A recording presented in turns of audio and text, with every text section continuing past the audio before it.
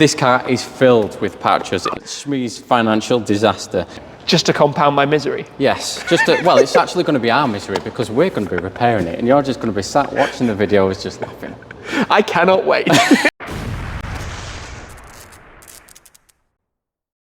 Hey guys, welcome back to Yorkshire Car Restoration. So I'm not only joined by a very special car, but also a very familiar face. Now this is Tim. Tim, how you doing? Now I'll leave a link down to Tim's YouTube channel in the description below. Shmee 150, you've also got the Shmuseum. Absolutely. It's the nice Shmoo the cow. Yeah, Shmoo the cow. That's actually holding your mic by the looks of it. He's doing a very good job, isn't he? Now you've actually brought a nice Porsche with you today.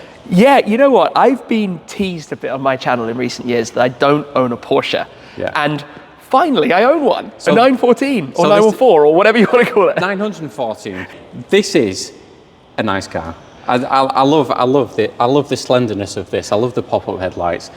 Can we say on the surface it's a nice car? On the surface, it is a nice car. Underneath, it's a little bit different, isn't it? Project Patches is here for you guys. Yes, Project Patches. There's a lot of patches on this car. Do you know what? It's such an interesting thing. This is a 1973 914 2-litre. So it's one of the 4 cylinders, but with a larger engine. Yeah. It's such a quirky car anyway. Back in the 70s, Porsche were winning Le Mans, and this car, actually one of these was the first ever Formula 1 safety car, was one of these. This particular example, however, started its life in Canada, went to the United States, came over here a couple of years ago. Somewhere along the way, it got pulled apart. It doesn't run. It's a complete mess. And it's one of those, like, clearly somebody wanted to give it a go and then looked at it and said, that's a bad idea. Yes. And for some reason, I thought it would be a good idea because I know some guys. I know some people. Who are these guys? Yeah, so you've actually brought it to us for restoration. Yeah. Now, on the surface, it does look good. Now, Tim has actually mentioned that there's quite a lot of patches on this car. This car is filled with patches. It's filled with bad patches, bad welding, and you'll actually see later in this episode as well that we've actually got a little bit of an issue with the Tiger top as well not fitting. Yeah. Which, I didn't realise it was not necessarily completely, horizontal. It's now a banana. Yeah. It's a bit of a banana. And I feel like the more time you guys spend looking at it, the more I slightly question my sanity in the purchase of this vehicle. Yeah. Because it's a special car anyway, like a 914, there aren't many of them, particularly here. A lot of people don't realize they were never sold in the United Kingdom. So it's a complicated one. In Germany, they were branded as Volkswagen Porsches. Yeah. I've never actually owned a VW, so this is kind of my first VW. But in the US, it was Audi Porsche at the time. Yeah. So they were sold as Porsche cars, but they never made them right-hand drive. So they're all left. Yeah. And a lot have found their way over. A lot have been imported, have sailed over, have kind of ended up on these shores. And obviously people put the nice chrome bumpers on them, which I'd love to do. We'll get to that and make a few other changes. In a way, I feel a bit criminal because on the surface, the paint is really nice. It is, yeah. This is like a really nice blue, original paint color. Certainly had some work. Just a little bit. I mean, I could tell a couple of things, but as you found, there's tons of stuff. So it certainly had some work. But I think we're going to be able to do some fun stuff with it, right? Yes.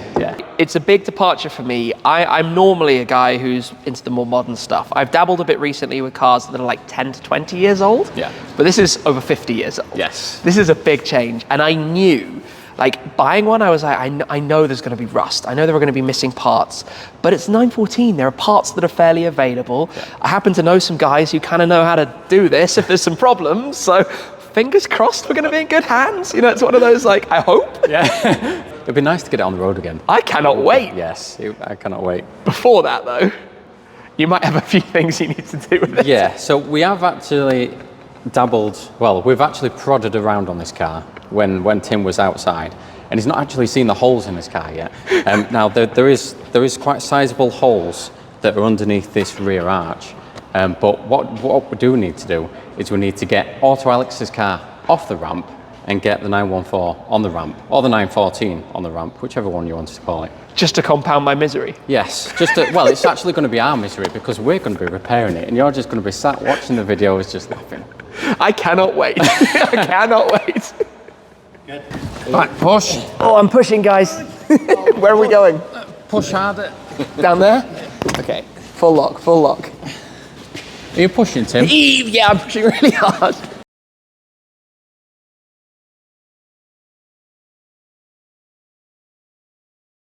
wait, more steering. Full on, whoa. There we go. I'm surfing Alex's BMW. It's great. All right, nice ride. Thanks, guys.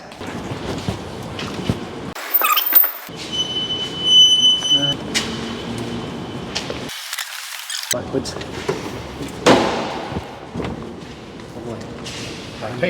So you got a lot of parts with this car. Yeah, I've just bought you like just a kit of parts. Shall I pop open the front? Yeah, you pop that open. Show you what we've got in here. We kind of drop it back down, lift it up.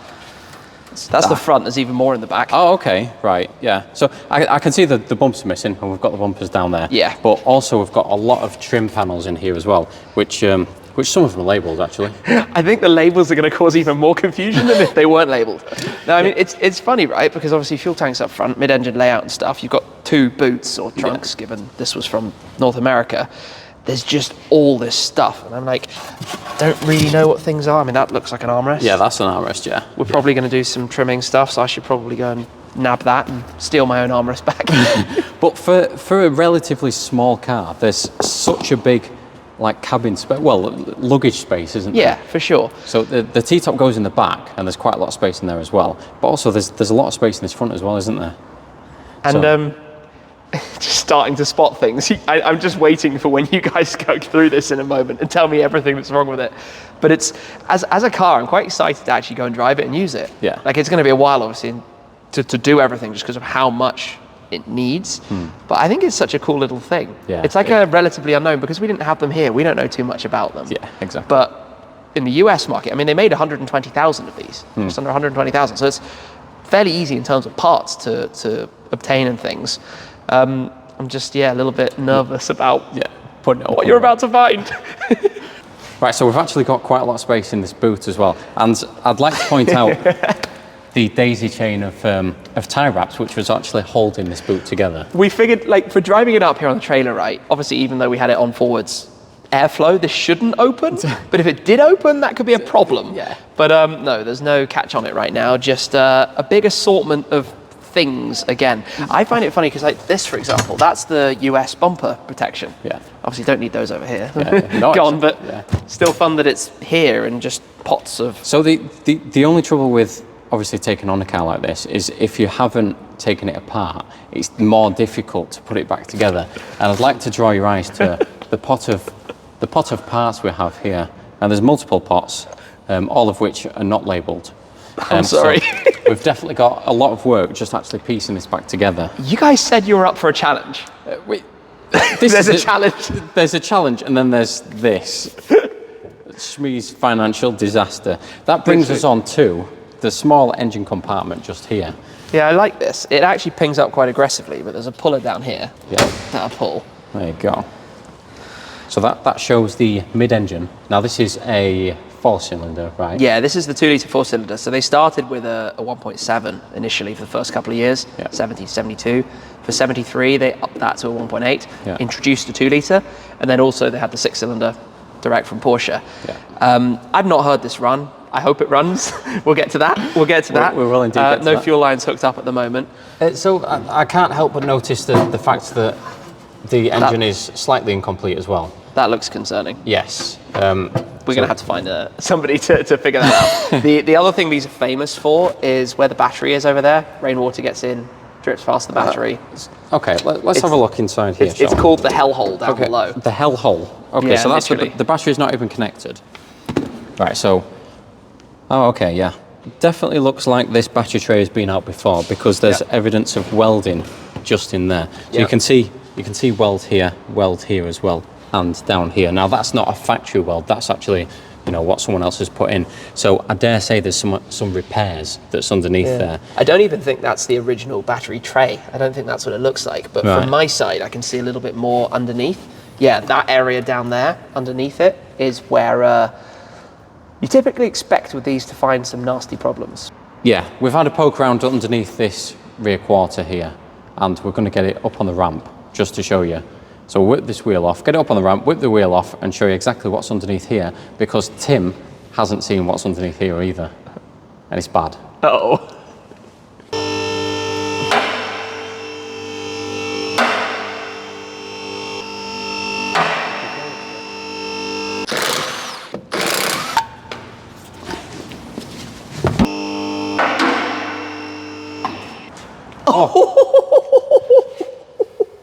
Okay, it's worth... That's not good. Oh my days. Wow, okay. I'm sorry. That's not good, is it? I don't really know what to say, actually. That's really not good. So to get access to that, we possibly have to cut this whole rear quarter off. Yeah. So that inside here, there's a big hole. And when big I say, hole? Yeah, it's like you can fit a wheel through it. Yeah, you can probably fit a wheel. You can also see some bad welding here as well, and some patch panels. Yeah. Right, so did you expect to see this? Yeah, I mean, I'm not surprised. I hoped it wouldn't be that bad, but I'm not hugely surprised. I mean, it's a 50-year-old car, right? Is it the same on the other side? I think the other side is... No, the other side is good, actually. Yeah, that's fine. Cool, that's right. Good news. So, apart from the obvious big bit of fabrication that we've got to do here, this inner arch doesn't look too bad. We obviously do need to clean it up and just make sure. You can actually see where your wheel has been rubbing as well. Yeah, we could tell that the wheel alignment was completely wrong because we couldn't even get the trailer strap around the inside properly. Yeah. So it's been running on the inside of that. So we do actually need to investigate some sort of issue with the rear axle. It all seems to have shifted. But I can't help but notice this very good repair. There's a missing bolt from here as well. That is brilliant. The exhaust is duct taped. I think the word you're looking for is brutal. Not brilliant. It's brilliantly funny. Yeah. It's funny like this is funny. Yeah. So but why is that? Because there should have been something connecting? Or a bracket or something? I wouldn't have thought so, no. I think that's basically to keep this on. Which is also a bit severed at this end. Yeah, there you go. That's to stop that from falling off. I mean, it's not in the worst condition. We have definitely seen worse. I mean, you can see here that this is all fresh under seal that has been sprayed on. Yeah. But as you can see here, it's actually coming away. Oh, yeah. And this hasn't actually adhered to the substrate underneath, and it looks like they've just sprayed over old stuff. Yeah. You can see there. That's sprayed over dirty old under tray. So, although it looks good, underneath it probably is very rusty. That's incredible. I'd also like to point this one out. Oh, you're literally just peeling it away. Oh wow, okay. Yeah. Yeah, that's a hole. If your finger can peel it away, it's kind of done. Oh my days. Yeah, so there's a lot of repair that we need to do on this section. Obviously, like I say, when you take the under seal off, it does get worse. I think there's only 10% that you see on the surface. I mean, I've just made that hole bigger. Everywhere. Yeah, it is everywhere. Oh, okay. Yeah, there's quite a lot of rust in here as well.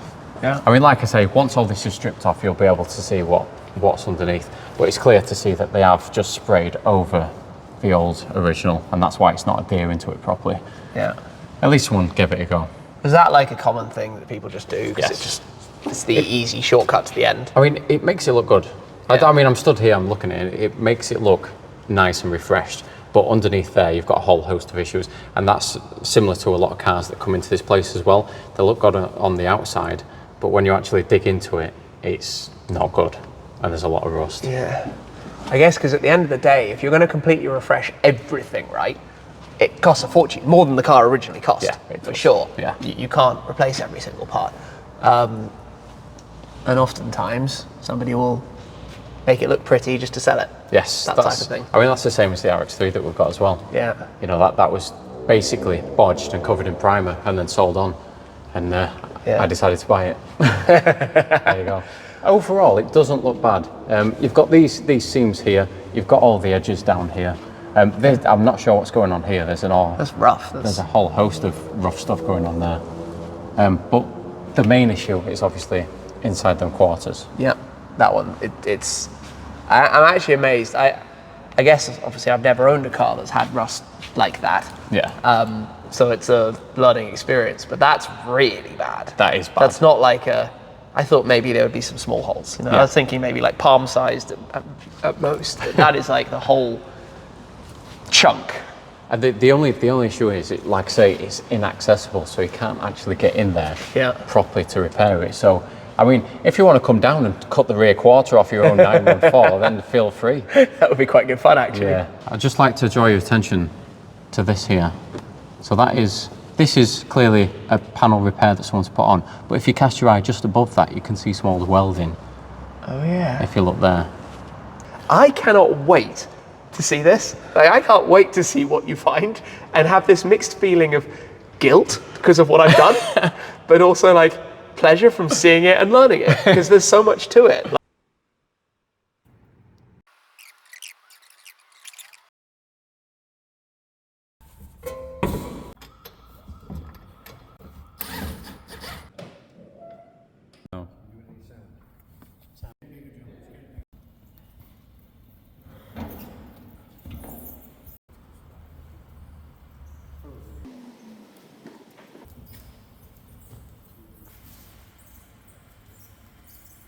Right, so we've taken it off the ramp and we've pulled it into what will be its new home.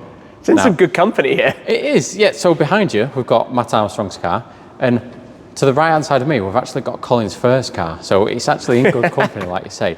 So let's talk about the interior then. Or what interior? So we can see that there's a lot of wires going on. There's wires.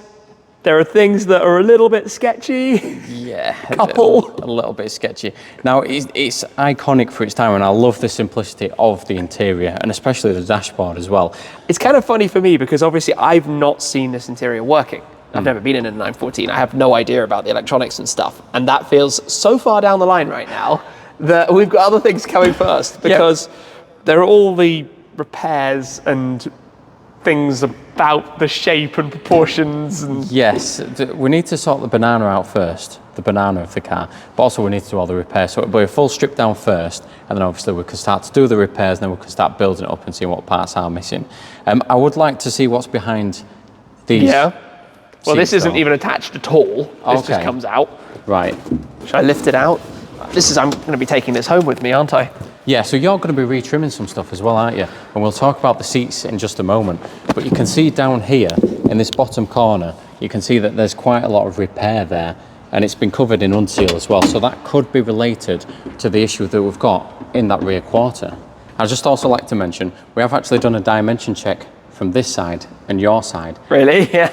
And there's a 6mm difference. No, really? Yeah. 6mm difference. So, wait, hold on. Not only is it bananaed that way, that the top is out from the bottom in general, but it's also bananaed that way. It's a double banana. Oh dear. Yeah, there's a lot of bananas going on this car.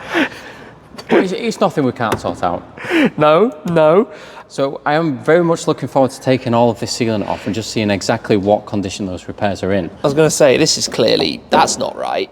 None of this is right. Yeah, so you can see you've got a big patch panel that goes all the way from one side all the way to the front, and to obviously weld that amount of material into there, it creates a lot of heat. Yep. Now, if you don't brace the car up here, because with it being a T-top, if you don't brace it, it starts to move the geometry of the car. So that's potentially why we do have that 6mm difference. Would that connect to what's happening there? Is that all kind of together in some way? Yeah, so because that side would have been in the gutter, it rusts a lot more than this side. So this side is relatively okay, but underneath that side is just a mess, as you've seen. So yeah, it could be connected to that. And not just any gutter. Don't know how long it was there, but it lived in Florida. Ah, okay. Florida obviously gets pretty bad weather at times of year and is very humid. Yeah.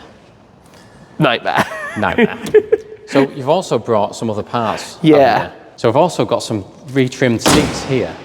Now, these seats, are you keeping these how they are? The funny thing is, those are like the one part of this car that's perfect. Yes. Because they've been retrimmed. Yes. And I'm probably going to go and destroy them anyway and get them redone. Not destroy them, have them retrimmed, because we're working on plans and exactly what the car's going to look like. Obviously, the final fit and finish and trim details feels quite far down the line.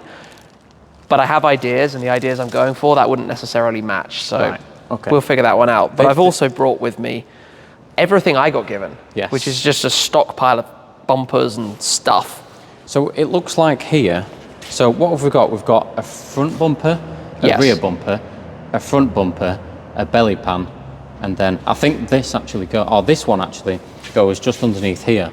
And that's what sort of finishes that front section off. And that's the plate lights for the back. And that's for the back as well, that's the headliner piece. And we've also got, if you look at this, so these are actually, side skirts. They don't look pretty though, do they? They look a little bit worse for wear, but the good thing is they're actually simple. So they're actually simple panels, which we can refabricate dead easy. It's a learning curve for me, because I've never had a car that's been pre-MOT, MOT exempt or tax exempt. So it's all like shows it's taxed, but I haven't paid tax. Oh yeah, it's tax exempt. So you've gone from your oldest car being 20 years old. Yes. To a Porsche 914 being 50 years old. Yes. So the question is, why?